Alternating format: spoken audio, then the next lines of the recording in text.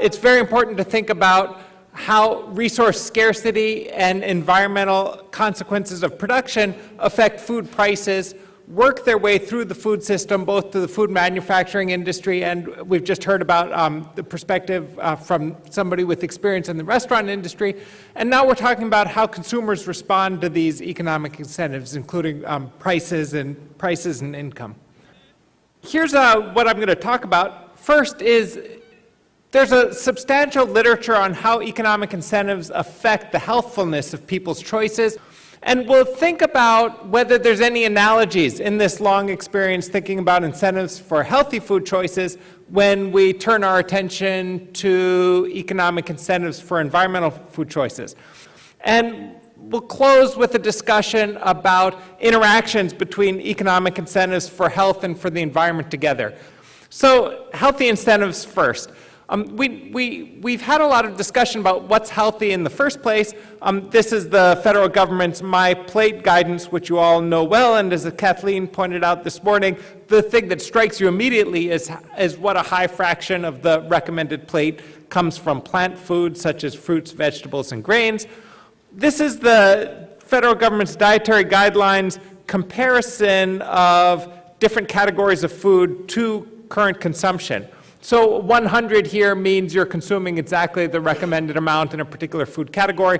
Higher than 100% means you're consuming more than is recommended, such as solid fats and added sugars. And what stands out immediately is that foods like fruit, dairy, beans and peas and vegetables, we could consume substantially more and have healthier diets. So when you talk about consumer responses, the main tools that economists rely on is an elasticity. And elasticity is just a way of describing how much people respond to different things in their economic environment.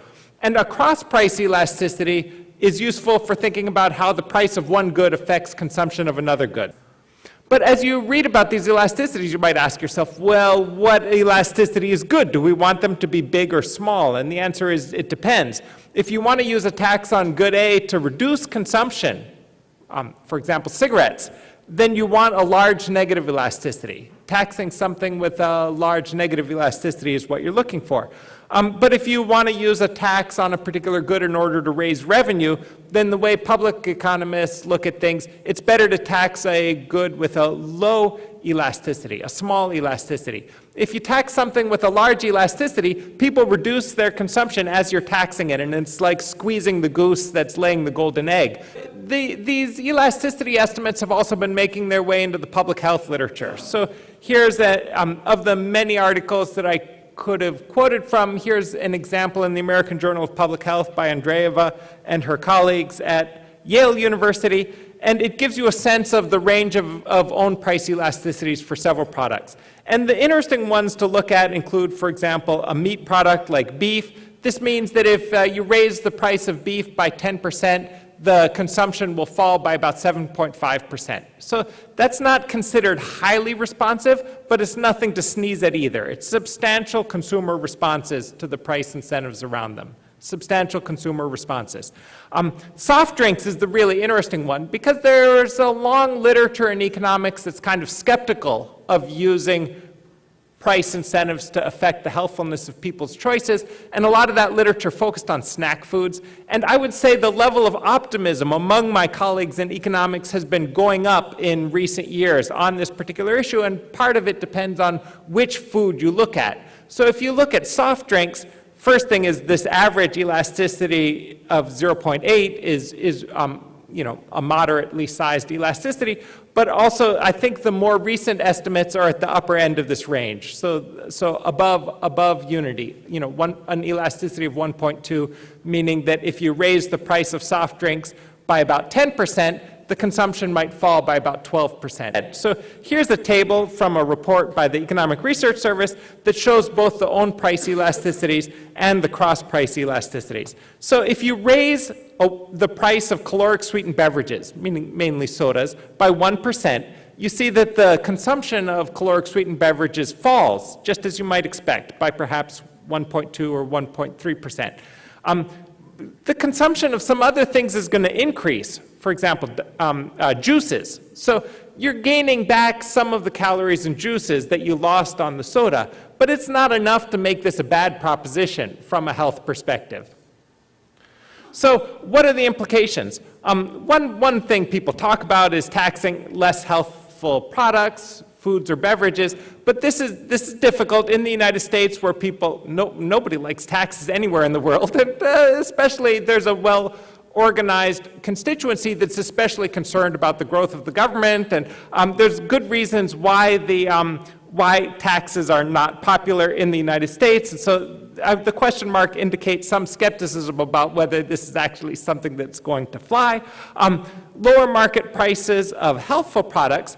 If you just had a cheap food policy for comparatively healthful products, one of the things you have to think about is what incentive are you sending to the producer? Remember that you have to think about the supply response as well as the consumer demand.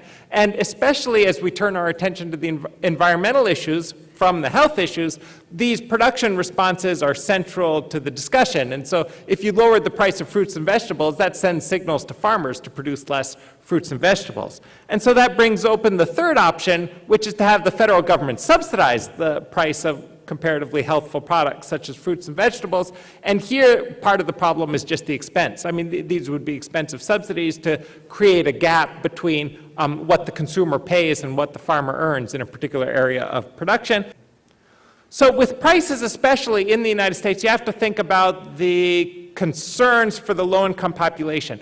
Because if, on the one hand, we don't want anybody to go hungry, and we don't want prices to rise and reduce the quality of life for low-income Americans.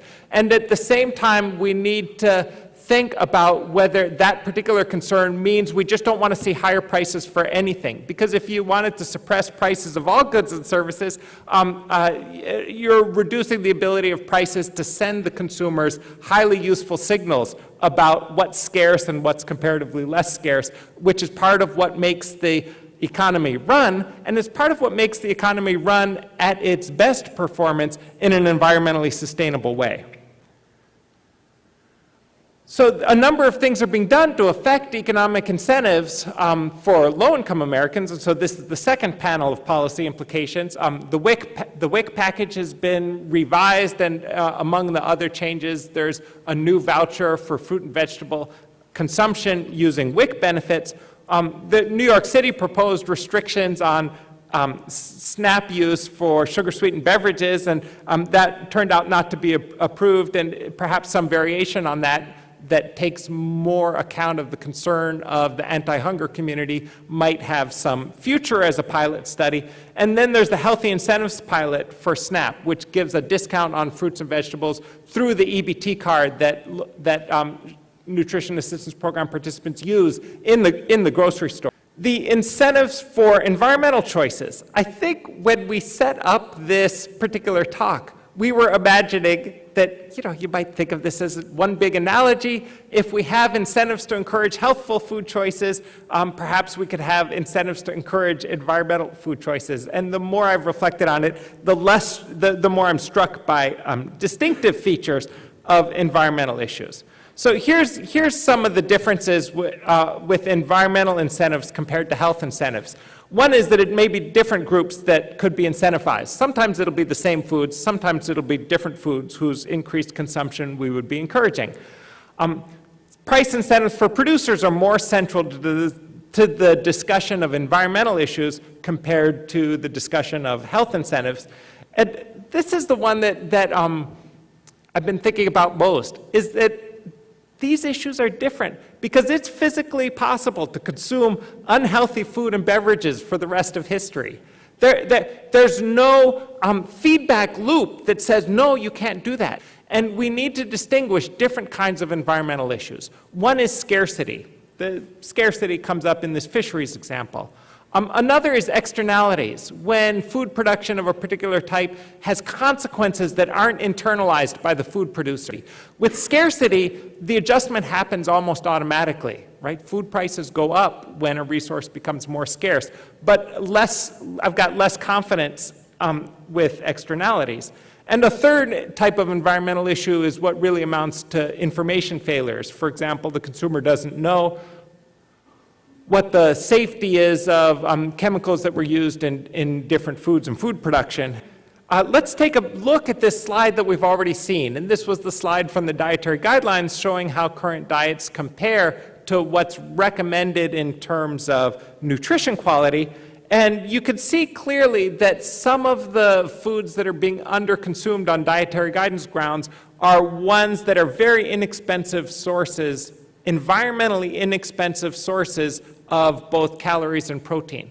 And you look at meat, and meat's been discussed substantially today. And once again, it's not to say eat less meat. It's to say that if you spend some time on public policy that in a direct and fruitful way addresses some of the environmental externalities and meat production, that you have the elbow room you need to tolerate the resulting price increases. So that if you were to address environmental externalities in meat production, and as a consequence of following new rules, the price of meat were to go up somewhat, that we wouldn't have to worry in the United States, particularly about people not getting enough protein. But we do have the federal government encouraging increased consumption of particular foods through a policy mechanism called checkoff programs, where the federal government sort of lends to a producer board the power to use the federal government's power of taxation to tax the producers to support advertisements with slogans like beef, it's what's for dinner, or pork, the other white meat.